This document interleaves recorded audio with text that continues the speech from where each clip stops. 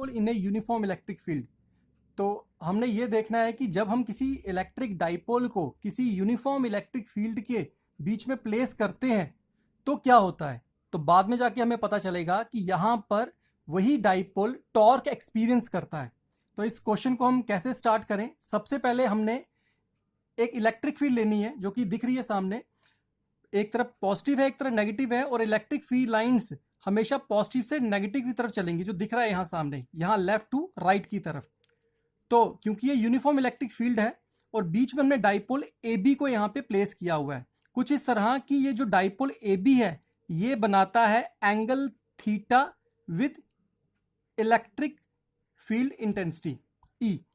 अब जब भी हम किसी ऐसे क्वेश्चन को स्टार्ट करेंगे जिसके बीच में इलेक्ट्रिक डाइपोल हो या कंसर्निंग टू इलेक्ट्रिक डाइपोल हो, तो मैंने आपको पहले ही कहा कि हमारी थ्योरी स्टार्ट होती है from the definition of electric dipole. तो यहां पर भी हम थ्योरी स्टार्ट करेंगे। Consider an electric dipole consisting of two minus Q and plus Q, two equal and opposite point charges minus Q at A and plus Q at B and separated by small distance which is equal to 2a। और यहां let करें कि dipole movement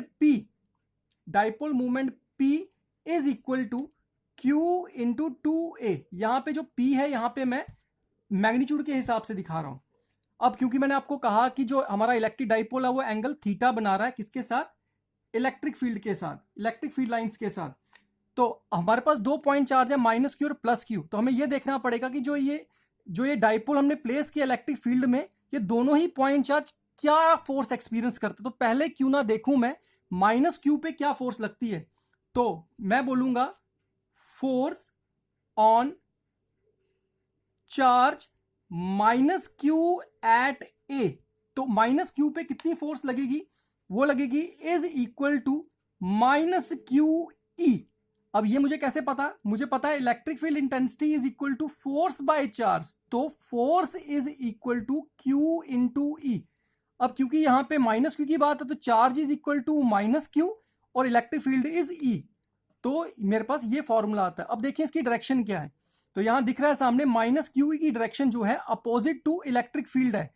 तो यहां लिख सकता हूं मैं कि माइनस क्यू ई जो फोर्स मेरे पास आती है माइनस क्यू पे, ये फोर्स है, डायरेक्शन है इसकी opposite to electric field intensity. वैसे ही मैं फोर्स निकालता हूं प्लस क्यू पे कितनी आती, तो force on charge plus Q जो कि प्लेस कहां पर है, बी पॉइंट के ऊपर, कितनी आएगी, सिमिलरली वैसे ही प्लस क्यू ई की तरफ।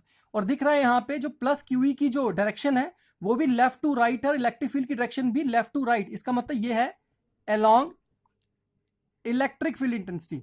अब ये दोनों ही फोर्स जो कि माइनस क्यू पे लगी माइनस क्यू ई है, जो प्लस क्यू पे लगी प्लस क्यू ई, ये दोनों ही फोर्स जो है मैग्नीट्यूड में मुझे सेम लग रही हैं और इनकी डायरेक्शन भी क्या है, अपोजिट। तो क्या मैं इनको कैंसिल नहीं कर सकता, इनको मैं कैंसिल नहीं कर सकता।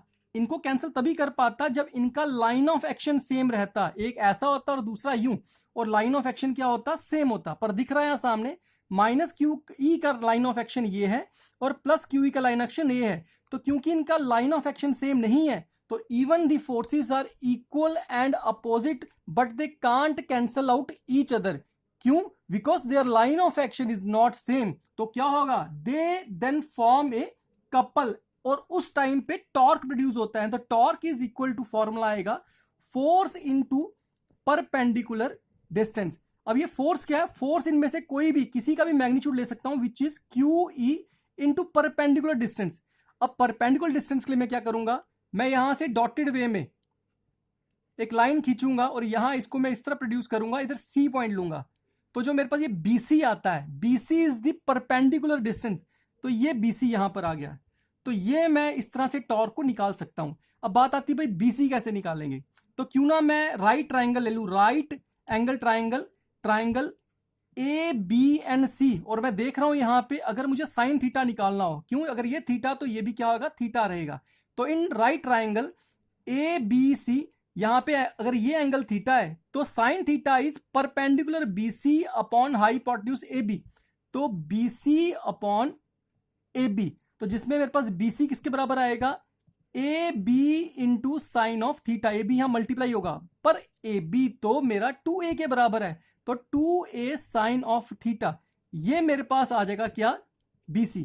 तो मान लीजिए this is equation number 1 and this is equation number 2, और जब आप सेकंड को फर्स्ट में सब्स्टिट्यूट करते हैं तो टॉर्क की वैल्यू आती है QE, साथ में BC is 2A sine of theta, and Q और 2A को अगर मैं इकट्ठा कर दूं, नेक्स्ट आएगा E sine theta, and we all know this Q into 2A, this Q into 2A is equal to dipole movement P, तो next आएगा PE साइन ऑफ थीटा।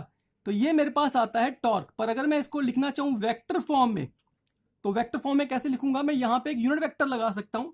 तो यहां वेक्टर लगाने पे यहां यूनिट वेक्टर लगेगा, तो मेरे पास इसे पूरे को लिखने में ऐसा भी लिख सकता हूं P क्रॉस E।